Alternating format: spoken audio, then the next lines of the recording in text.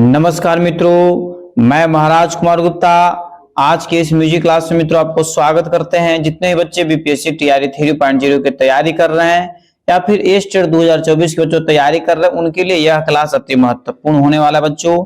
यह marathon class 24 number है। आज के क्लास में बच्चों हम लोग जिक्र करेंगे ताल, तबला, लय और सितार। ताल, तबला, लय और सितार के बारे में बच्चों हम लोग डीपली डिस्कशन करेंगे और सभी प्रश्न को बच्चों हम ऑब्जेक्टिव टाइप में लाए हैं, क्योंकि एमसीक्यू जो है से ऑब्जेक्टिव टाइप में बच्चों एग्जाम में आपके पूछे जाएंगे। यदि मित्रों आपको पीडीएफ चाहिए या ई बुक चाहिए तो बच्चों इस चैनल पर पीडीएफ और ई बुक में आपको जैसे उपलब्ध है, आप मेरे दिए हुए व्हाट्सएप नंबर पर आप हमसे कांटेक्ट करके मित्रों या फोन करके आप जैसे ई बुक या पीडीएफ खरीद सकते हैं, तब आपका रिजल्ट निश्चित हो जाएगा। बच्चों इस चैनल पर प्रतिदिन सुबह 8 बजे और रात्रि 8 बजे बच्चों म्यूजिक के क्लास लिए जाते हैं, अतः क्लास को आप प्रतिदिन जरूर ज्वाइन करें। और क्लास के अंत में बच्चों हम जो है से आपको मोबाइल नंबर देंगे जिसके माध्यम से आप हमसे कांटेक्ट कर सकते हैं। आज का प्रथम प्रश्न बच्चों ध्यान दीजिएगा, केयर कीजिएगा आज के पहला प्रश्न पर कि ध्यान दीजिए, कुआड़ को क्या कहा गया है? कुआड़ को क्या कहा गया है? ए में बच्चों आपको 1.5 लॉय, और बी में आपका 1.5 गुना, सी में है 1.25 गुना और डी में बच्चों 1.25 गुना। तो बताइए क्या इसमें आंसर होगा? जिस प्रश्न का आंसर आपको आ रहा है उस प्रश्न का आंसर आप कमेंट्स में तुरंत दिया कीजिए, ताकि जिस प्रश्न का आंसर आप कमेंट्स में डाल देते हैं वो आपको 100% मित्रों याद हो जाएगा।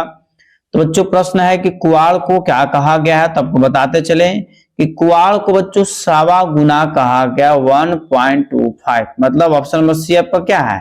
सही है। इस प्रकार बच्चों अगले प्रश्न की ओर हम लोग चलेंगे।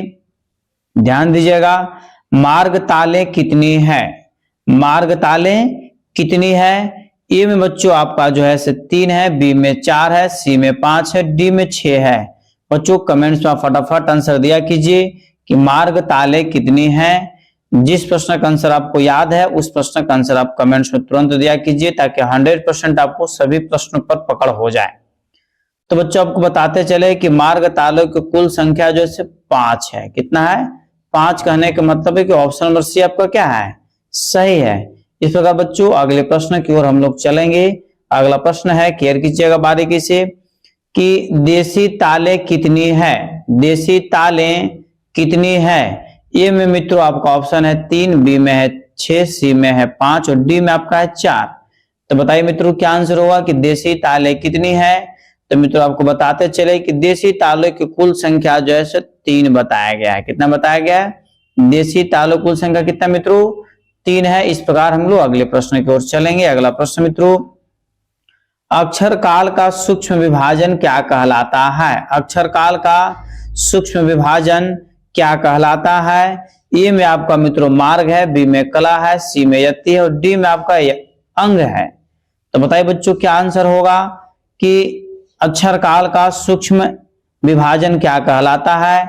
सभी प्रश्न आपके एग्जाम्स के लिए अति महत्वपूर्ण है बच्चों, और सभी प्रश्न का आंसर आपको कमेंट्स में भी देना अति आवश्यक है। इसीलिए हम कुछ समय आपके लिए छोड़ देते हैं ताकि आप कमेंट्स में आंसर दे सकें।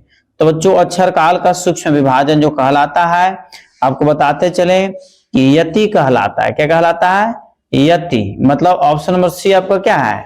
सही है। इसी तरीका से बच्चों एक चीज आपको हम जरूर बोलेंगे कि यदि आप एजुकेशन से जुड़े हुए हैं, म्यूजिक से शिक्षक बनना चाहते हैं, तो बच्चों इस वीडियो को, इस लिंक को आप अपने स्टडी ग्रुप में जरूर शेयर किया कीजिए, ताकि जितने भी बच्चे आपके साथ जुड़े हुए हैं उस सभी के सभी बच्चे क्लास को ज्वाइन कर सकते हैं। प्रतिदिन इस चैनल पर सुबह 8 बजे और रात्रि 8 बजे में जो मेरा न्यूज चैनल है दक्ष म्यूजिक क्लासेस, उस पर दोनों समय बच्चों म्यूजिक के क्लास लिए जाते हैं, अतः क्लास को प्रतिदिन जरूर ज्वाइन करें। प्रश्न है कि ताल के कितने प्राण बताए गए हैं? इस प्रश्न का आंसर आपको देना अति आवश्यक है, क्योंकि इस प्रश्न का आंसर लगता है कि बहुत बार बता चुके हैं क्लास लेते समय कि ताल के कितने प्राण बताए गए हैं। तो ए में आपका 6 है, बी में 8 है, सी में बच्चों 10 है और डी में आपका 12 है। तो बताइए बच्चों क्या आंसर होगा कि ताल के कितने प्राण बताए गए हैं? तो मित्रों आपको बताते चले कि ताल के कुल जो है 10 प्राण बताए गए हैं। ऑप्शन नंबर सी आपका क्या है? सही है। इस प्रकार हम लोग अगले प्रश्न की ओर चलेंगे। मित्रों बारीकी से केयर कीजिए, चौपल्ली कितने प्रकार की लयकारियों से मिलकर बनती है? चौपल्ली कितने प्रकार के लयकारियों से मिलकर बनती है। जैसा कि मित्रों हम आपको बताए थे कि आज के क्लास में लय, लयकारी, ताल, सितार और तबला के बारे में हम जिक्र करेंगे। तो बच्चों अभी लय के बारे में चल रहा है, इसलिए बारीकी से क्लियर कीजिए कि चौपाली कितने प्रकार की लयकारियों से मिलकर बनती है। ए में आपका है 4, बी में 3, सी में 2 और डी में बच्चों 5। बताइए क्या आंसर होगा। सभी प्रश्न का आंसर आप कमेंट्स में तत्काल दिया कीजिए। तो मित्रों चौपाली आपको जो है 4 प्रकार के लयकारियों से मिलकर बनता है। ये पहला आंसर बच्चों क्या आपका है, सही है। इस प्रकार हम लोग अगले प्रश्न की ओर चलेंगे कि वियाड़ की लयकारी को क्या कहते हैं। वियाड़ की लयकारी को क्या कहते हैं। ए में आपका 1.25 गुना, बी में 1.5 गुना, सी में बच्चों 1.25 गुना और डी में आपका है मित्रों आपको आड़ी लय। तो बताइए मित्रों क्या आंसर होगा कि वियाड़ की लयकारी को और किस नाम से जाना जाता है। तो मित्रों इस प्रश्न का आंसर हो जाएगा ऑप्शन नंबर सी, 1.25 गुना। क्या हो जाएगा, 1.25 गुना। अगले प्रश्न बच्चों क्लियर कीजिएगा कि चक्रदार तिहाई को क्या कहा गया है। चक्रदार तिहाई को क्या कहा गया है। ए में आपका मित्रों ऑप्शन है नौहक्का, बी में बेदम तिहाई, सी में परण और डी में गत। तो मित्रों बताइए कमेंट्स में बच्चों आंसर दिया कीजिए कि चक्रदार तिहाई को क्या कहा गया है। तो बच्चों जिस प्रश्न का आंसर आपको याद है उस प्रश्न का आंसर आप कमेंट्स में तत्काल दिया कीजिए। तो चक्रदार तिहाई को मित्रों नौहक्का कहा गया। ए पर आंसर आपका 100% सत्य है। इस प्रकार बच्चों हम लोग अगले प्रश्न की ओर चलेंगे। ठेका कितनी आवृत्तियों का होता है। ठेका कितनी आवृत्तियों का होता है। ए में आपका 1 है, बी में 2 है, सी में 3 है, डी में आपका इनमें से कोई नहीं। तो बताइए बच्चों क्या आंसर होगा कि ठेका कितनी आवृत्तियों का होता है। तो मित्रों आपको बताते चले कि ठेका जो है 1 आवृत्ति का होता है। इस प्रकार बच्चों हम लोग अगले प्रश्न की ओर चलेंगे। अगला प्रश्न है कि क्रिया क्या है। फट से बच्चों कमेंट्स में आंसर दिया कीजिए कि क्रिया क्या है। तो ए में आपका तिहाई लगाना, बी में तबले पर आघात, सी में बच्चों ताल की मात्राएं गिनना और डी में आपका ठेका है। तो बताइए बच्चों क्या आंसर होगा कि क्रिया क्या है। तो मित्रों प्रत्येक प्रश्न का आंसर आप कमेंट्स में लगातार डाला कीजिए। क्रिया क्या है। तो मित्रों इस प्रश्न का आंसर आपका हो जाएगा क्रिया जो है ताल की मात्राएं गिनना है। ताल की मात्राएं गिनना है। ऑप्शन नंबर सी आपका क्या है, सही है। इस प्रकार बच्चों अगले प्रश्न की ओर हम लोग चलेंगे। अगला प्रश्न है कि चिंकारी के तार पर क्या बजाया जाता है। चिंकारी के तार पर क्या बजाया जाता है। ए में आपका मित्रों ऑप्शन है गत, बी में है झाला, सी में जमजमा और डी में बच्चों मिंड होगा। क्या होगा, मिंड। ठीक है। चिंकारी के तार पर क्या बजाया जाता है। तो मित्रों आपको बताते चले कि चिंकारी के तार पर जो है झाला बजाया जाता है। ऑप्शन नंबर बी आपका सही है। इस प्रकार मित्रों अगले प्रश्न की ओर हम लोग चलेंगे कि तबले की पुड़ी में चमड़े की कितनी परतें होती है। अति महत्वपूर्ण प्रश्न आपका है कि तबले की पुड़ी में चमड़े की कितनी परतें होती हैं। ए में आपका मित्रों 5 है, बी में 3 है, सी में 4 है, डी में आपका 2 है। बताइए बच्चों क्या आंसर होगा कि तबले की पुड़ी में चमड़े की कितनी परतें होती हैं। तो मित्रों आपको बताते चले कि तबले की पुड़ी में चमड़े की जो परत होती है 2 परत होती है। कितनी परत होती है, 2 परत। ऑप्शन नंबर डी आपका सही है। अगला प्रश्न बच्चों संगीत में काल की अवधि को क्या कहते हैं। संगीत में काल की अवधि को क्या कहते हैं। ए में आपका बच्चों ताल है, बी में स्वर है, सी में आपका गीत है और डी में आपको ध्वनि है। तो बताइए मित्रों क्या आंसर होगा कि संगीत में काल की अवधि को क्या कहते हैं। तो बच्चों आपको बताते चले कि संगीत में काल की अवधि को ताल कहते हैं। क्या कहते हैं, ताल। मतलब एप्पल आंसर आपका सही है। बच्चों इस प्रकार हम लोग अगले प्रश्न की ओर चलेंगे। अगला प्रश्न मित्रों कि मसीद खानी गद का आविष्कार किसने किया था। मसीद खानी गद का आविष्कार किसने किया था। इस प्रश्न का आंसर आपको कमेंट से बच्चों तुरंत देना चाहिए कि मसीद खानी गद का आविष्कार किसने किया। तो ए में आपका मसीद खां, बी में अमीर खुसरो, सी में तानसेन, डी में बच्चों गोपाल नायक साहब। तो बताइए मित्रों क्या आंसर होगा कि मसीद खानी गद का आविष्कार किसने किया। तो मित्रों आपको बताते चले कि मसीद खानी गद का जो आविष्कार किए हैं मसीद खान ही किए हैं। उन्हीं अपने ही नाम पर उस गद का नामकरण कर दिए थे। अगला प्रश्न बच्चों कि सितार में गायकी अंग का समावेश सर्वप्रथम किसने किया। सितार में गायकी अंग का समावेश सर्वप्रथम किसने किया। ए में आपका पंडित रविशंकर, बी में विलायत खां, सी में इनायत खां, डी में बच्चों इमदाद खां। सॉरी। तो बताइए इस प्रश्न का आंसर क्या होगा, क्योंकि यह प्रश्न आपके एग्जाम के लिए अति महत्वपूर्ण है कि सितार में गायकी का अंग समावेश सर्वप्रथम किसने किया। तो मित्रों इस प्रश्न का आंसर आपका हो जाएगा इनायत खां। ऑप्शन नंबर सी आपका क्या है, सही है मित्रों। और इस प्रकार हम लोग अगले प्रश्न की ओर चलेंगे कि सितार में अचल थाट वाले सितारों की संख्या कितनी है। सितार में अचल थाट वाले तारों की संख्या कितनी है। ए में आपका मित्रों 15 है, बी में आपका 24 है, सी में आपको 20 है और डी में आपका 24 है, डी में आपका 18 है। सितार में अचल थाट वाले तारों की संख्या कितनी है। तो मित्रों प्रत्येक प्रश्न आपके एग्जाम्स के लिए अति महत्वपूर्ण है, अतः आप कमेंट्स में जरूर आंसर दिया कीजिए कि सितार में अचल थाट वाले तारों की संख्या मित्रों 24 होता है। कितना होता है, 24। मतलब ऑप्शन बी आपका क्या है, सही है। अगला प्रश्न मित्रों कि मिजराब को क्या कहा जाता है। मिजराब को क्या कहा जाता है। ए में आपका मित्रों नक्की है, बी में गज है, सी में जवा है और डी में आपका बो है। ठीक है, तो बताइए बच्चों क्या आंसर होगा कि मिजराब को और किस नाम से जाना जाता है। तो मित्रों यह प्रश्न आपके एग्जाम्स के लिए ये स्टेट 2024 और बीपीएससी टीआरई 3.0 के लिए अति महत्वपूर्ण है बच्चों कि मिजराब को क्या कहा जाता है। तो मित्रों आपको बताते चले कि मिजराब को आपको नक्की बोला जाता है। क्या बोला जाता है, नक्की बोला जाता है। ए आंसर इसका सही है। अगला प्रश्न मित्रों कि दारा में दा के बोल को कैसे बजाते हैं। दारा में दा के बोल को कैसे बजाते हैं। ए में आपका मित्रों अंदर से बाहर की ओर, बी में है बाहर से अंदर की ओर, सी में है दोनों तरफ से और डी में उपयुक्त में से तीनों प्रकार से। तो तीनों तो बच्चों होगा नहीं, दोनों तरह से होगा नहीं। इसका आंसर मित्रों आपका हो जाएगा ऑप्शन नंबर बी। कहने का मतलब है कि बाहर से अंदर की ओर से। दारा में दा के बोल को कैसे बजाते हैं, तो बाहर से अंदर की ओर से।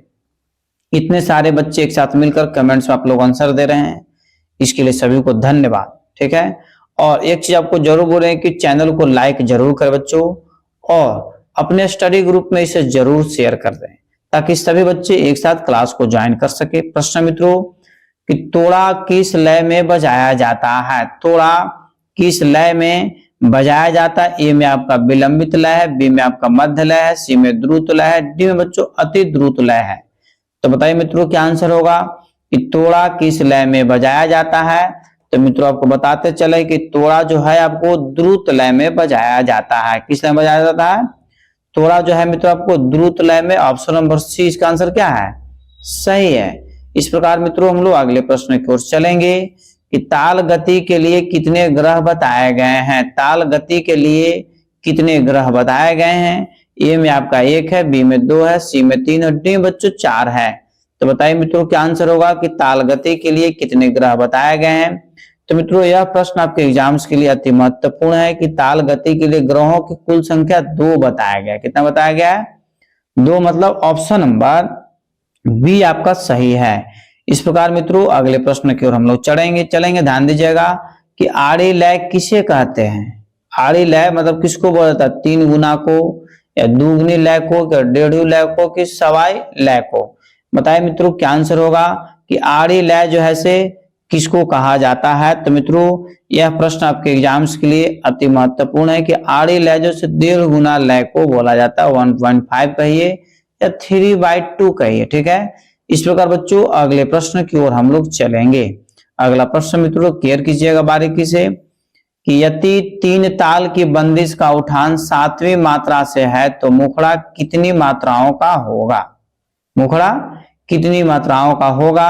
ए में आपका 7 है, बी में 6 है, सी में 9 है, डी में बच्चों 8 है। तो बताइए मित्रों क्या आंसर होगा कि यदि 3 ताल की बंदिश का उठान 7वीं मात्रा से है तो मुखड़ा कितनी मात्राओं का होगा। तो मित्रों इस प्रश्न का आंसर आपको हो जाएगा ऑप्शन नंबर डी, मतलब 8 आपका क्या है, सही आंसर है।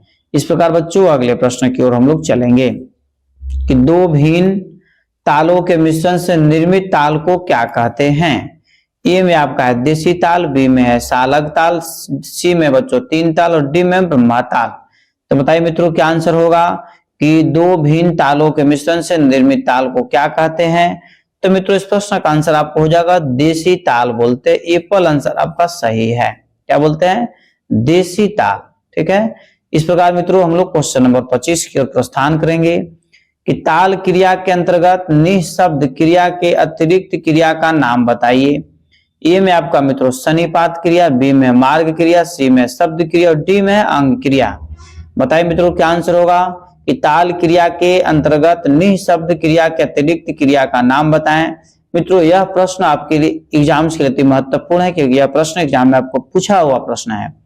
तो मित्रों इस प्रश्न का आंसर होगा आपको सन्निपात क्रिया, मतलब एपल आंसर आपका सही है। इस प्रकार बच्चों अगले प्रश्न की ओर हम लोग चलेंगे कि मुख्यतः ताल की संख्या कितनी है। बताइए फट से कमेंट्स में आप आंसर दीजिए, मुख्यतः तालों की संख्या कितनी है। ए में आपका मित्रों 5 है, बी में 10 है, सी में आपका 15 है और डी में आपका 20 है। बताइए बच्चों क्या आंसर होगा कि मुख्यतः तालों की संख्या कितनी है। तो मित्रों इस प्रश्न का आंसर यदि आ रहा है तब कमेंट्स में जरूर आंसर दिया कीजिए कि मुख्यतः तालों की संख्या कितना बताया गया है, 10 बताया गया, 5 बताया गया। एप्पल आंसर आपका सही है। मुख्यतः तालों की संख्या कितनी है, तो 5 है। इस प्रकार बच्चों अगले प्रश्न की ओर चलेंगे हम लोग। आवृत्ति शब्द से क्या अभिप्राय है। बहुत ही महत्वपूर्ण प्रश्न बच्चों कि आवृत्ति शब्द से क्या अभिप्राय है। ए में आपका ताल का आधा चक्र, बी में ताल के 2 चक्र, सी में ताल का एक संपूर्ण चक्र और डी में बच्चों ताल के 3 चक्र। तो बताइए मित्रों क्या आंसर होगा कि आवृत्ति शब्द से क्या अभिप्राय है। तो मित्रों इस प्रश्न का आंसर यदि आपको आ रहा है तो कमेंट्स में आप आंसर जरूर दीजिए कि आवृत्ति शब्द से अभिप्राय जो है बच्चों आपको ऑप्शन नंबर सी आपका सही है, ताल का एक संपूर्ण चक्र। इस प्रकार मित्रों अगले प्रश्न की ओर चलेंगे। पुरी के किनारों के कसाव के लिए जाल में कितने छिद्र होते हैं। पुरी के किनारों के कसाव के लिए जाल में कितने छिद्र बने होते हैं। ए में आपका मित्रों ऑप्शन है 10, बी में है 12, सी में है 14 और डी में बच्चों 16। बताइए मित्रों क्या आंसर होगा कि पुरी के किनारों के कसाव के लिए जाल में कितने छिद्र बने होते हैं। तो मित्रों आपको बताते चलें कि कुल जो है 16 छिद्र बना होता है। ऑप्शन नंबर डी आपका सही है। ठीक है, इस प्रकार मित्रों हम लोग अगले प्रश्न की ओर चलेंगे। अगला प्रश्न बच्चों बारीकी से क्लियर कीजिएगा कि ताल की पहली मात्रा को क्या कहते हैं। ताल की पहली मात्रा को क्या कहते हैं। ए में आपका खाली है, बी में सम है, सी में लयकारी और डी में इनमें से कोई नहीं। तो बताइए मित्रों क्या आंसर होगा कि ताल की पहली मात्रा को क्या कहते हैं। तो मित्रों आपको बताते चले कि ताल की पहली मात्रा को आपको सम बोला जाता है। मित्रों एक चीज जरूर बोलेंगे कि जैसे ही हम क्वेश्चन आपको पढ़ते हैं वैसे तुरंत भूखाल शेर की तरह आंसर एकदम फटाफट देने लगिए। ठीक है, रुकना जरा सा भी नहीं है। जितना फास्ट आंसर दीजिएगा उतना आपके लिए फायदेमंद जैसे क्लास होता है और एग्जाम भी आपका बहुत ही सटीक तरीका से जाएगा। प्रश्न मित्रों कि तबले में कुल कितने वर्ण होते हैं। तबले में कुल कितने वर्ण होते हैं। तो ए में आपका मित्रों 7 है, बी में आपका 10 है, सी में 11 है, डी में बच्चों 12 है। बताइए क्या आंसर होगा कि तबले में कुल कितने वर्ण होते हैं। तो मित्रों आपको बताते चले कि तबले में जैसे कुल 10 वर्ण होते हैं। कुल कितने वर्ण होते हैं, 10 वर्ण होते हैं बच्चों। इस प्रकार प्राण भी कितने होते हैं, तो 10 ही होते हैं। अगला याद रखिएगा मित्रों प्रश्न कि तबला वाद्य का प्रयोग किसके लिए होता है। तबला वाद्य का प्रयोग किसके लिए होता है। ए में बच्चों आपका सोलो वादन के लिए, बी में स्वतंत्र वादन के लिए, सी में आपका लोक संगीत के लिए और डी में बच्चों सुगम संगीत के लिए। तो बताइए मित्रों क्या आंसर होगा कि तबलावाद का प्रयोग किसके लिए होता है।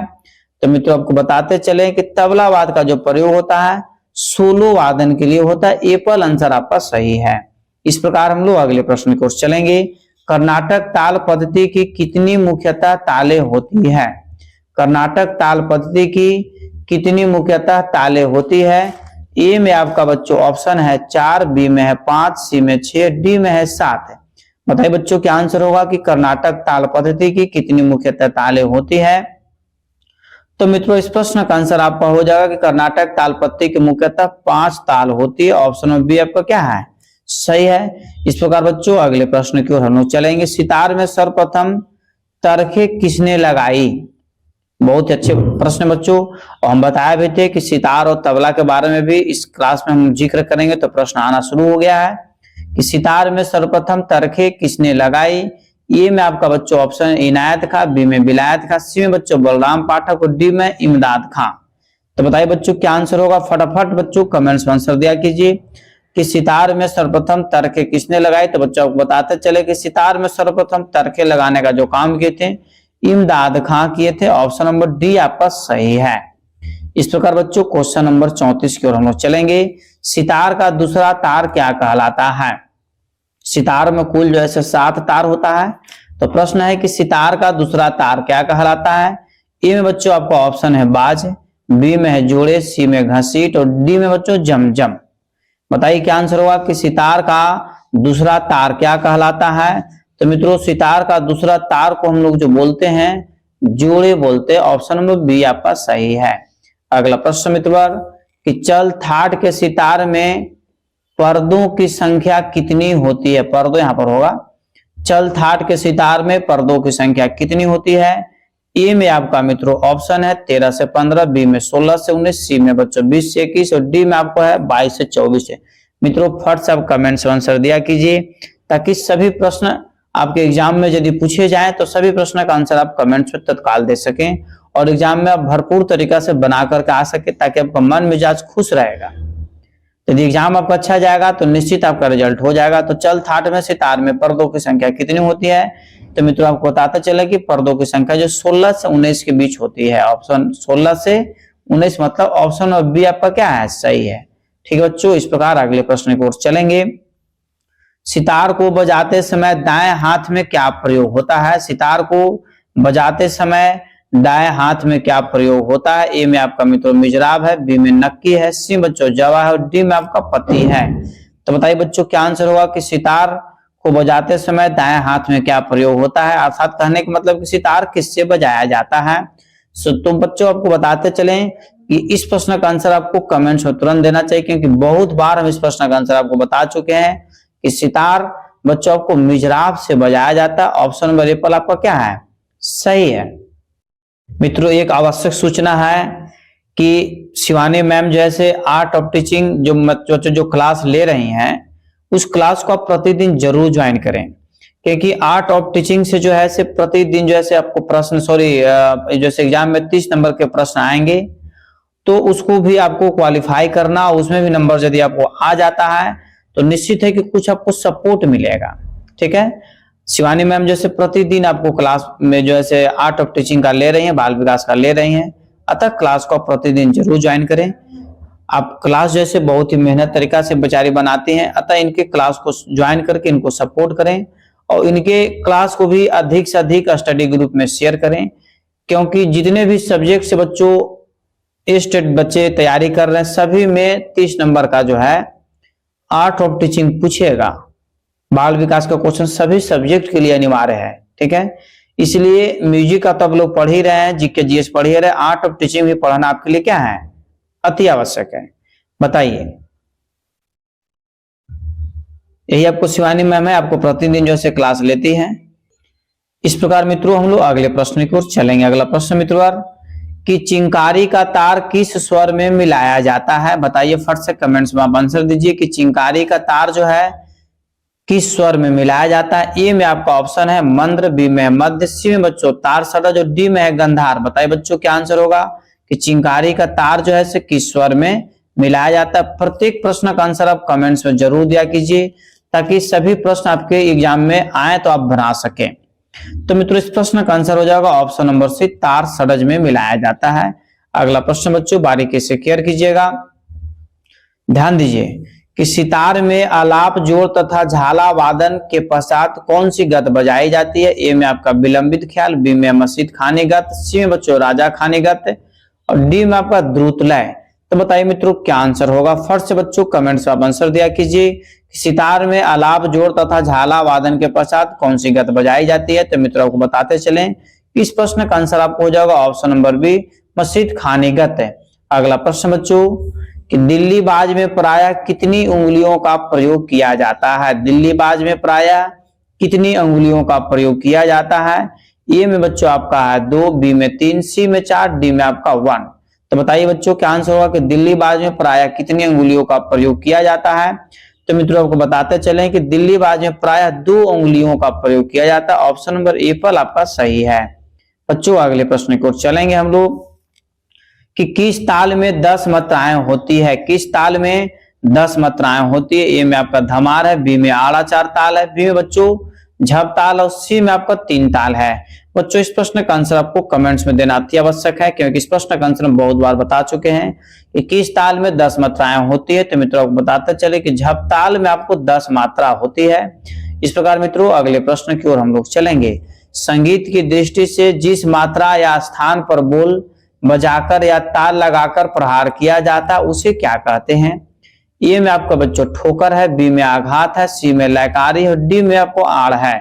तो बताइए बच्चों क्या आंसर होगा कि संगीत की दृष्टि से जिस मात्रा या स्थान पर बोल बजाकर या ताल लगाकर प्रहार किया जाता उसे क्या बोलते हैं, तो आघात बोलते हैं। ऑप्शन नंबर बी आपका सही है। ठीक बच्चों, इस प्रकार हम लोग अगले प्रश्न की ओर चलेंगे। मित्रों बारीकी से आप क्लियर कीजिए कि दोनों हाथों के द्वारा ताली देकर ताल दिखलाने की क्रिया को क्या कहा गया। दोनों हाथों के द्वारा ताली देकर ताल दिखलाने की क्रिया को क्या कहा गया। ए में बच्चों आपका निशब्द है, बी में आपका क्रिया है, सी में शब्द क्रिया और डी में आपका काल है।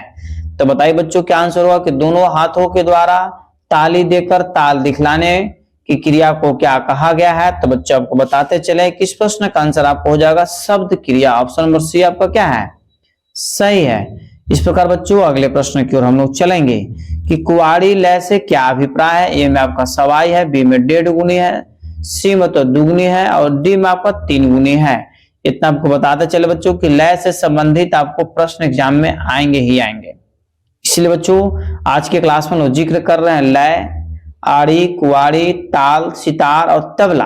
ठीक बच्चों, तो बच्चों कुआड़ी लय से क्या अभिप्राय है। तो इस प्रश्न का आंसर आपको हो जाएगा मित्रों ऑप्शन नंबर ए सवाई, मतलब एप्पल आंसर आपका सही है। अगला प्रश्न बच्चों, कई तालों के संयोग से बने ताल को क्या कहते हैं। कई तालों के संयोग से बने ताल को क्या कहते हैं। ए में आपका देसी ताल है, बी में संकीर्ण ताल है, सी बच्चों शुद्ध ताल और डी में आपको सालग ताल है। तो बताइए मित्रों क्या आंसर होगा कि कई तालों के संयोग से बने ताल को क्या कहते हैं। तो मित्रों इस प्रश्न का आंसर आपको हो जाएगा संकीर्ण ताल कहते हैं। क्या कहते हैं, संकीर्ण ताल। कई तालों के संयोग से बने ताल को क्या कहते हैं, संकीर्ण ताल कहते हैं बच्चों। इस प्रकार हम अगले प्रश्न की ओर चलेंगे। लड़ी से क्या अभिप्राय है। ए में बच्चों आपका ऑप्शन है बोल की श्रृंखला, बी में तबला बनाने में प्रयुक्त सामग्री, सी में सितार का तार और डी बच्चों नृत्य का प्रकार। तो लड़ी से क्या अभिप्राय है बच्चों, प्रश्न का आंसर कमेंट्स में तुरंत दिया कीजिए कि लड़ी से क्या अभिप्राय है। तो बच्चों को बताते चले कि लड़ी से बच्चों जो आपका अभिप्राय है आपको बोल की श्रृंखला, मतलब एप्पल आंसर आपका सही है। इस प्रकार मित्रों अगले प्रश्न की ओर हम लोग चलेंगे। अगला प्रश्न बच्चों कि दाहिने तबले का ढांचा किस लयकारी का नहीं बनाया जाता है। ए में आपका है लाल चंदन, बी में है विजय सार और सी में अमरूद और डी में बच्चों खैर। बताइए मित्रों क्या आंसर होगा कि दाहिने तबले का ढांचा किस लयकारी का नहीं बनाया जाता है। तो मित्रों इस प्रश्न का आंसर आपको हो जाएगा विजय सार से नहीं बनाया जाता है। ऑप्शन नंबर 20 का क्या है, सही है। बाकी लाल चंदन से भी बनाया जाता है, अमरूद से भी बनाया जाता है और खैर के लकड़ी से भी बनाया जाता है बच्चों। अगला प्रश्न आपका है तबले के दिल्ली बाज का दूसरा नाम क्या है। अति महत्वपूर्ण प्रश्न बच्चों कि तबले के दिल्ली बाज का दूसरा नाम क्या है। ए में बच्चों आपका ऑप्शन है खुला बाज, बी में किनारे का बाज, सी में आड़ी लय और डी बच्चों इनमें से कोई नहीं। तो इस प्रश्न का आंसर बच्चों आपको कमेंट्स में देना अति आवश्यक है, क्योंकि इस प्रश्न का आंसर बहुत बार हम बता चुके हैं और बच्चों अधिकतम एग्जाम में इस प्रश्न का पूछा भी गया है। तो तबले के दिल्ली बाज का दूसरा नाम जो है बच्चों किनारे का बाज है। ऑप्शन नंबर बी आपका क्या है, सही है। इस प्रकार मित्रों अगले प्रश्न की ओर हम लोग चलेंगे। खेमटा ताल के समान मात्रा वाली ताल कौन सी है। खेमटा ताल के समान मात्रा वाली ताल कौन सी है। ए में आपका दादरा है, बी में रूपक है, सी में बच्चों 3 ताल और डी में आपका झप ताल है। बताइए बच्चों क्या आंसर होगा कि खेमटा ताल के समान मात्रा वाली ताल कौन सी है। तो मित्रों इस प्रश्न का आंसर आपको हो जाएगा दादरा ताल, मतलब एप्पल आंसर आपका सही है। मित्रों हम लोग क्वेश्चन नंबर 49 की ओर चलेंगे। अगला प्रश्न बच्चों ध्यान दीजिएगा बारीकी से। दीपचंदी ताल का प्रयोग किसके साथ होता है। दीपचंदी ताल का प्रयोग किसके साथ होता है। ए में आपका ध्रुपद है, बी में धमार है, सी में टप्पा और डी में बच्चों आपका ठुमरी है। तो बताइए मित्रों क्या आंसर होगा। यह क्वेश्चन नंबर 49 है कि दीपचंदी ताल का प्रयोग किसके साथ होता है? तो मित्रों आपको बताते चले कि दीपचंदी ताल का जो प्रयोग होता है आपको ठुमरी के साथ होता है। ऑप्शन नंबर डी आपका क्या है? सही है। इस प्रकार बच्चों अगले प्रश्न का आंसर आप बारीकी से क्लियर कीजिए कि समान मात्रा व समान विभाग वाली ताल का नाम बताइए। समान मात्रा व समान विभाग वाली ताल का नाम बताइए। ए में बच्चों आपका गंजप्पा ताल है, बी में आपका रुद्र ताल है, सी में आपका शिखर ताल और डी में बच्चों रूपक ताल है। बताइए मित्रों क्या आंसर हुआ कि समान मात्रा व समान विभाग वाली ताल का नाम बताइए। तो मित्रों इस प्रश्न का आंसर आपको हो जाएगा ऑप्शन नंबर बी रुद्र ताल। ठीक है। अगला प्रश्न बच्चों क्लियर कीजिएगा बारीकी से कि अवनद वाद्य किसके बने होते हैं। इस प्रश्न का आंसर आपको कमेंट्स में देना अति आवश्यक है कि अवनद वाद्य किसके बने होते हैं। ए में आपका तार के, बी में लकड़ी के, सी में मिट्टी के और डी में बच्चों चमड़े की खाल से। ठीक है। तो यदि आप इस प्रश्न का आंसर नहीं देते तो समझ लीजिए कि आप म्यूजिक से आपको कुछ भी तैयारी नहीं है। इस प्रश्न का आंसर देना आपको कमेंट्स में इतना ज्यादा जरूरी है जितना आपके लिए भोजन, ऑक्सीजन और जल जरूरी है। तो बच्चों अवनद वाद्य किसके बने होते हैं? तो अवनद वाद्य जो है बच्चों आपको चमड़े की खाल की बनी होती है। ऑप्शन नंबर डी आपका क्या है? सही है। इतने सारे बच्चे एक साथ मिलकर के आप लोग आंसर देते हैं, हमको मन गदगद हो जाता है और बहुत ही मन प्रसन्न होता है। ठीक है। सभी बच्चे क्वेश्चन देखते के साथ ही आंसर तुरंत चुटकी बजाइए और आंसर दे दीजिए। प्रश्न बच्चों आपका ध्यान दीजिएगा कि कर्नाटक ताल पद्धति में झपताल के चिन्ह को क्या होंगे। ठीक है। कर्नाटक ताल पद्धति में झपताल के चिन्ह क्या होंगे, मतलब कितने होते हैं। ये में आपका मित्रों ऑप्शन है, बारीकी से केयर कीजिएगा। ठीक है। ध्यान दीजिए कि 1011 हो गया, बी में 101, सी में ओनली 41 और डी बच्चों 10 है। बताइए मित्रों क्या आंसर होगा। कर्नाटक ताल पद्धति में झपताल के चिन्ह कितने होते हैं? तो 101 होते हैं। मतलब ऑप्शन में बी आपका क्या है? सही है। इस प्रकार मित्रों अगले प्रश्न की ओर हम लोग चलेंगे कि ताल के कितने प्राण होते हैं। ताल के कितने प्राण होते हैं बच्चों? इस प्रश्न का आंसर आपको कमेंट्स में देना अति आवश्यक है क्योंकि इस प्रश्न का आंसर हम बहुत बार आपको बता चुके हैं। ताल के कितने प्राण होते हैं तो मित्रों आपको बताते चलते हैं कि ध्यान दीजिएगा बारीकी से। 5 लय होता है। ठीक है। और ताल में प्राण 10 होता है और स्वरों की संख्या कितना होता है? 12 होता है। तो हमको पूछ ही रहा है कि ताल के कितने प्राण होते हैं, तो ताल के कुल जैसे 10 प्राण होते हैं। ऑप्शन नंबर सी मित्रों आपका सही है। ठीक है। इस प्रकार बच्चों अगले प्रश्न की ओर चलेंगे। सितार का तुम्बा किसका बनाया जाता है? सितार का जो बच्चों तुम्बा होता है वो जैसे किसका बनाया जाता है? ए में आपका लौकी का, बी में कद्दू का, सी में केला का और डी बच्चों बरगद का। अति महत्वपूर्ण प्रश्न आपके एग्जाम्स के लिए है कि सितार का तुम्बा किसका बनाया जाता है। तो मित्रों आपको बताते चले कि सितार का जो तुम्बा है बच्चों, इस प्रश्न का आंसर आप जरूर बताइए क्योंकि इस प्रश्न का आंसर हम बहुत बार मित्रों बता चुके हैं कि सितार का तुम्बा जो है लौकी का बनाया जाता है। किसका बनाया जाता है? लौकी का। मतलब ऑप्शन नंबर ए पर आपका क्या है? सही है। अगला प्रश्न मित्रों, सितार के आलाप का जो भाग लयबद्ध होता है उसे क्या कहते हैं? सितार के आलाप का जो भाग लयबद्ध होता है उसे क्या कहते हैं? ए में आपका जोड़ है, बी में आपका झाला है, सी में बच्चों जमजमा है और डी में आपका मिंड है। तो बताइए बच्चों क्या आंसर होगा कि सितार के आलाप का जो भाग लयबद्ध होता है उसे क्या कहते हैं? तो बच्चों उसे जोड़ बोलते हैं। क्या बोलते हैं? जोड़। सभी प्रश्न का आंसर आप कमेंट्स में लगातार दिया कीजिए। अगला प्रश्न बच्चों क्लियर कीजिएगा। सितारवाद का आविष्कार किसने किया था? सितारवाद का आविष्कार किसने किया था? इस प्रश्न का आंसर आपको कमेंट्स में देना आवश्यक है क्योंकि बहुत इजी प्रश्न है और एग्जाम में आने का चांस 100% है। सितारवाद का आविष्कार किसने किया था? तो तानसेन, बी में आपको गोपाल नायक, सी में अमीर खुसरो, डी में बच्चों बैजू बावरा। तो बताइए मित्रों क्या आंसर होगा कि सितारवाद का आविष्कार किसने किया था? तो मित्रों आपको बताते चले कि सितारवाद का जो मित्रों आविष्कार किए थे अमीर खुसरो साहब किए थे। ऑप्शन नंबर सी आपका सही है। अगला प्रश्न मित्रों कि चिंकारी का प्रयोग किस शताब्दी में हुआ था? ए में आपका 10वीं शताब्दी, बी में 11वीं शताब्दी, सी बच्चों 12वीं शताब्दी, डी में आपका 14वीं शताब्दी। बताइए मित्रों क्या आंसर होगा कि चिंकारी का प्रयोग किस शताब्दी में हुआ था? तो मित्रों आपको बताते चले कि चिंकारी का जो प्रयोग हुआ था 12वीं शताब्दी में हुआ था। मतलब ऑप्शन नंबर सी आपका सही है। मित्रों एक चीज जरूर बोलेंगे कि दक्ष स्टडी चैनल पर बच्चों या दक्ष म्यूजिक क्लास में मित्रों एक पेड फॉर पीडीएफ बच्चों कोर्स चल रहा है।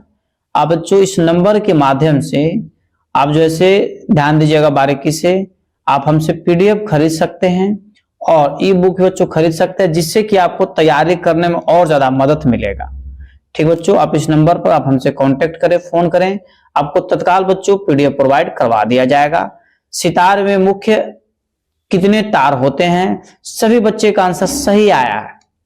तो मुट्ठी बांध के हम बोल रहे हैं कि सभी बच्चे का आंसर क्या आया है? सही आया। इसी तरीका से आंसर आप दिया कीजिए, जैसे ही प्रश्न आता है उसे तत्काल आंसर दिया कीजिए। इसका नाम 7 आंसर एकदम सही है, इसमें कोई दो नाम नहीं है।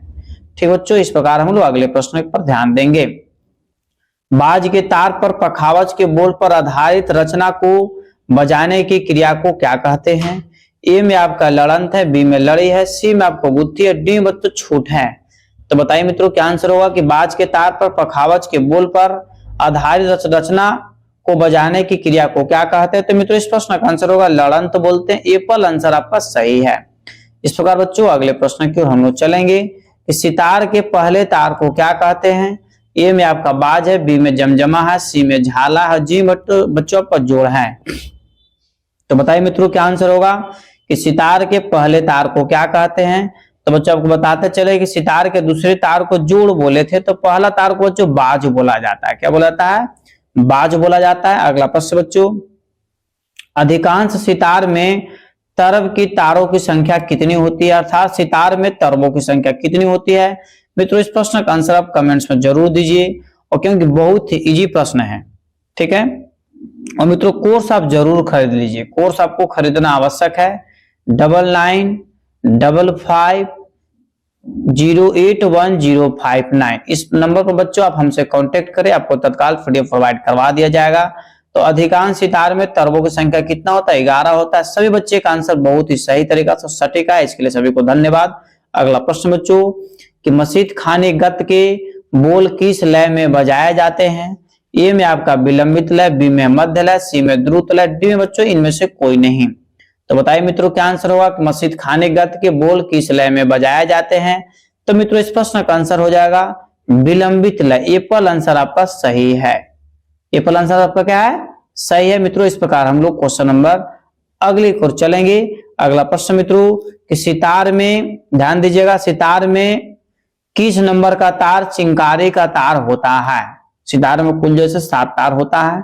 तो पहला तार को हम क्या बोले? जोड़ बोले, सॉरी पहला तार को बाज बोले, दूसरा का क्या बोले?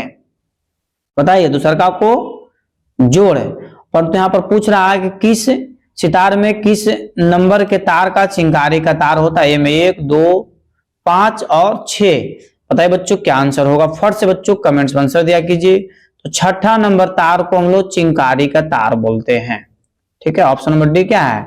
सही है। अगला प्रश्न बच्चों क्लियर कीजिएगा बारीकी से कि सितार खाने गत कितनी मात्राओं के ताल में बजाई जाती है? सितार खाने गत कितनी मात्राओं के ताल में बजाई जाती है?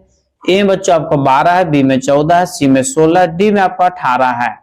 तो बताइए मित्रों क्या आंसर होगा कि सितार खाने गत कितनी मात्राओं के ताल में बजाई जाती है? तो मित्रों इस प्रश्न का आंसर आपका हो जाएगा 16 ताल में बजाई जाती है। ऑप्शन नंबर सी आपका सही है। अगला प्रश्न बच्चों क्लियर कीजिएगा कि सितार में पर्दों की संख्या कितनी है? ए में बच्चों आपको ऑप्शन है 18 से 23, बी में 15 से 20, सी में 22 से 25, डी में बच्चों 17 से 24 है। बताइए बच्चों क्या आंसर होगा कि सितार में पर्दों की संख्या कितनी है? तो मित्रों को बताते चले कि सितार में जो पर्दों की संख्या होती है 8 से 23 के होता है। ठीक है, मतलब ऑप्शन नंबर एप्पल आपका क्या है? सही है। अगला प्रश्न बच्चों क्लियर कीजिएगा कि सितार में बाज का तार किस स्वर में मिलता है? सितार में बाज का तार किस स्वर में मिलता है? ए में आपका मित्रों निषाद है, बी में मंद्र मध्यम है, सी में पंचम है, डी बच्चों आपको ध्यावत होगा। ठीक है, तो मित्रों इस प्रश्न का आंसर यदि आपको आ रहा है तो कमेंट्स में जरूर दीजिए कि सितार में बाज का तार किस स्वर में मिलाया जाता है। तो मित्रों को बताते चलें कि सितार में बाज के तार को मित्रों मंद्र मध्य में मिलाया जाता है। ऑप्शन में बी आपका सही है। अगला प्रश्न बच्चों कि पंडित रविशंकर किस अंग से सितार बजाते थे? पंडित रविशंकर किस अंग से सितार बजाते थे? ए में आपका बीन अंग, बी में है गायकी अंग, सी में है ख्याल अंग और डी बच्चों गत है। तो बताइए बच्चों क्या आंसर होगा कि पंडित रविशंकर किस अंग से सितार बजाते थे? तो इसका आंसर हो जाएगा बच्चों पंडित रविशंकर जैसे बीन अंग के माध्यम से जैसे सितार बजाते थे। एप्पल आंसर आपका सही है। अगला प्रश्न बच्चों ताल की कितनी जातियां बताई गई है? ताल की कितनी जातियां बताई गई है? अति महत्वपूर्ण प्रश्न बच्चों। ए में आपका है 5, बी में है 4, सी में आपका है 5 और डी में आपका है 2। बताइए बच्चों क्या आंसर होगा कि ताल की कितनी जातियां बताई गई हैं। सभी प्रश्न बच्चों आपके एग्जाम के लिए अति महत्वपूर्ण है। तो ताल की कुल जो है से 5 जातियां बताई गई। ऑप्शन नंबर सी आपका सही है। अगले प्रश्न की ओर चलेंगे बच्चों। रेला किस लय में बजाया जाता है? ए में आपका द्रुत लय, बी में आपको मध्य लय, सी में आपको बच्चों विलंबित लय और डी में इनमें से कोई नहीं। तो लय की कुल संख्या बच्चों कितने हैं? 5 है। तो रेला किस लय में बजाया जाता है? तो मित्रों इस प्रश्न का आंसर आपको हो जाएगा रेला जो है द्रुत लय में बजाया जाता है। फटाफट बच्चों कमेंट्स में आंसर दिया कीजिए, क्योंकि एग्जाम का समय बहुत कम है और पढ़ना बहुत अधिक है। एक मात्रा में चतुर्मात्रिक बोल के उच्चारण करने या बजाने को कौन सी लय कहते हैं? ए में आपको 2 गुना, बी में 3 गुना, सी में 4 गुना और डी में बच्चों 6 गुना। तो बताइए बच्चों क्या आंसर होगा? अति महत्वपूर्ण प्रश्न है। तो इस प्रश्न का आंसर आपको हो जाएगा 4 गुना। ऑप्शन नंबर सी आपका सही है। अगला प्रश्न बच्चों क्लियर कीजिएगा। अवनववाद्य में किसका प्रधानता रहती है? अवनववाद्य में किसका प्रधानता रहती है? ए में आपको स्वर प्रधान, बी में लय प्रधान, सी में ताल प्रधान, डी में आपको इनमें से कोई नहीं। तो बताइए बच्चों क्या आंसर होगा कि अवनववाद्य में किसका प्रधान रहती है? तो बच्चों इस प्रश्न का आंसर आपको हो जाएगा ऑप्शन नंबर बी लय प्रधान का। ठीक है। अगला प्रश्न बच्चों अति महत्वपूर्ण है कि सितार में आलाप के कितने अंग होते हैं? सितार में आलाप के कितने अंग होते हैं? तो ए में बच्चों आपका ऑप्शन है 3, बी में है 2, सी में 4 और डी में बच्चों 5 है। तो बताइए मित्रों क्या आंसर होगा कि सितार में आलाप के कितने अंग होते हैं? तो मित्रों आपको बताते चले कि सितार में आलाप के कुल 5 अंग होते हैं। ऑप्शन नंबर डी आपका सही है। ठीक है। ऑप्शन कौन सही है? डी मित्रों आपका सही है। इस प्रकार हम लोग अगले प्रश्न की ओर चलेंगे। सितार शब्द की उत्पत्ति किससे हुई है? ए में आपका अरबी भाषा, बी में फारसी भाषा, सी में उर्दू भाषा और डी में बच्चों तमिल भाषा। तो सितार जो है मित्रों आपको बताइए, कमेंट्स में आंसर तुरंत दिया कीजिए, क्योंकि अति महत्वपूर्ण प्रश्न है। और इस प्रश्न का आंसर बच्चों बहुत बार बता भी चुके हैं कि सितार शब्द की उत्पत्ति जो हुआ फारसी भाषा से हुआ। किस भाषा से हुआ है? फारसी भाषा से। ऑप्शन में बी आपका सही है। आकर्ष क्रिया से क्या तात्पर्य है? आकर्ष क्रिया से क्या तात्पर्य है? ए में आपको बच्चों चिंगारी के तार पर प्रहार, बी में है बाज के तार पर बाहर से अंदर की ओर प्रहार, सी में है बाज के तार पर अंदर से बाहर की ओर प्रहार और डी में बच्चों है खरज के तार पर प्रहार। तो बताइए क्या आंसर होगा कि आकर्ष क्रिया से क्या तात्पर्य है? तो मित्रों इस प्रश्न का आंसर आपको हो जाएगा ऑप्शन नंबर बी। मतलब ऑप्शन नंबर बी कहने का मतलब है कि बाज के तार पर बाहर से अंदर की ओर प्रहार। अगला प्रश्न बच्चों क्लियर कीजिएगा बारीकी से कि सितार वादन का सही क्रम बताइए क्या है? सितार वादन का सही क्रम क्या है? ए में आपका आलाप जोड़ झाला गत, बी में आपका आलाप झाला जोड़ गत, सी में गत जोड़ आलाप झाला और डी में बच्चों गत झाला आलाप जोड़। मतलब सिस्टम से आपको बताना है कि सितार वादन का सही क्रम क्या है। तो मित्रों इस प्रश्न का आंसर आपको हो जाएगा, पहले आलाप होता है, फिर जोड़ होता है, फिर झाला होता है, फिर क्या होता है? गत होता है। मतलब ए पर आंसर आपका सही है। अगला प्रश्न मित्रों क्लियर कीजिएगा कि गत कितने प्रकार की होती है? ए में बच्चा आपका 3 है, बी में 2 है, सी में 4 है, डी में इनमें से कोई नहीं। तो बताइए मित्रों क्या आंसर होगा कि गत कितने प्रकार की होती है? तो मित्रों आपको बताते चले कि गत जो होता है अति महत्वपूर्ण प्रश्न है। गत आपको 2 प्रकार के होता है। गत कितने प्रकार के होते हैं? 2 प्रकार के होते हैं। ऑप्शन नंबर बी आपका सही है। आपको कमेंट्स में बताना है कि कौन कौन से 2 गत हैं। अगला प्रश्न बच्चों, सितार कौन सा वाद्य है? ए में सहायक वाद्य, बी में तत्ववाद, सी में सुशीलवाद, डी में आपको घन्यवाद। बच्चों इस प्रश्न का आंसर आप कमेंट्स में तुरंत दीजिए। और एक चीज आपको जरूर बोलेंगे कि बच्चों कोर्स को आप जरूर खरीद लीजिए और अपने स्टडी ग्रुप में इसे जरूर शेयर कर दीजिए, ताकि सभी बच्चे पढ़ सके और सभी आपके सगे संबंधित आगे की ओर बढ़ सके। इस प्रकार सभी का आंसर सही आया, इसके लिए सभी को दिल से धन्यवाद। चुटकी बजाइए और आंसर को टिक आउट कर दीजिए। कब? जब आप प्रतिदिन क्लास को ज्वाइन करते हैं तब। सितार का कौन सा वाद्य है? तो सितार आपको सुशील वाद्य के अंतर्गत है। सभी का आंसर सही है। इस प्रकार मित्रों हम लोग अगले प्रश्न की ओर चलेंगे। तंतुवाद्य के अंतर्गत आता है। तंतुवाद्य के अंतर्गत कौन आएगा? ए में बीन है, बी में बांसुरी है, सी में सितार और डी बच्चों शहनाई है। बताइए बच्चों क्या आंसर होगा कि तंतुवाद्य के अंतर्गत आता है? तो मित्रों इस प्रश्न का आंसर आपको हो जाएगा ऑप्शन नंबर क्या हो जाएगा बताइए? तंतुवाद्य के अंतर्गत आता है। फट से बच्चों कमेंट्स में आप आंसर दिया कीजिए। तो तंतु मतलब जिसमें तार का प्रयोग होता है, तो बच्चों तार का प्रयोग किसमें होता है? सितार में होता है। ऑप्शन नंबर सी आपका क्या है? सही है। इस प्रकार बच्चों अगले प्रश्न को चलिए, सितार में कीर्तन अंग को किसने समाविष्ट किया था? सितार में कीर्तन अंग को किसने समाविष्ट किया था? ए में बच्चों आपको बलराम पाठक, बी में इमादत खां, सी में पंडित रविशंकर, डी में बच्चों देबू चौधरी। बच्चों तो फटाफट बच्चों आप कमेंट्स में आंसर दिया कीजिए कि सितार में कीर्तन अंग को किसने समाविष्ट किया था। तो बच्चों को बताते चलें, इस प्रश्न का आंसर आपका हो जाएगा option number C, Pandit Ravishankar साहब। अगला प्रश्न बच्चों बारीकी से क्लियर कीजिए कि वर्तमान में अति मंद्र सप्तक में एक तार किसने लगाया? ए में बच्चों आपका पंडित देवी चौधरी, बी में पंडित रविशंकर, सी में बच्चों बुद्धित्य मुखर्जी, डी में आपका बलराम पाठक है। बताइए बच्चों क्या आंसर होगा? वर्तमान में अति मंद्र सप्तक में एक तार किसने लगाया? तो मित्रों इस प्रश्न का आंसर आपको हो जाएगा ऑप्शन नंबर डी, बलराम पाठक। कौन हो जाएगा? बलराम पाठक। बच्चों अगला प्रश्न है जो कि आज का अंतिम प्रश्न आपका है, सितार वादन को समाप्त करने पर क्या बजाया जाता है? सितार वादन को समाप्त करने पर क्या बजाया जाता है? ए में आपका जोड़ है, बी में झाला है, सी में जमजमा और डी बच्चों घसीट है।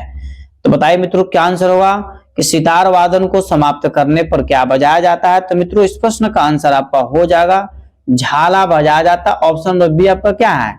सही है। इतने सारे बच्चे एक साथ जुड़कर क्लास आप लोग एक साथ करते हैं, इसके लिए सभी को दिल से धन्यवाद। बच्चों यदि आप इस चैनल पर पहली बार विजिट कर रहे हैं तो चैनल को अभी तुरंत आप सब्सक्राइब कर लीजिए, ठीक है बच्चों। लाइक भी कर लिया कीजिए, शेयर बच्चों इसे स्टडी ग्रुप में तुरंत कर दीजिए। और इतने सारे बच्चे कमेंट्स में आंसर देते हैं, सभी बच्चे ग्रुप जो आप लोग बना लिए, इसके लिए सभी को धन्यवाद।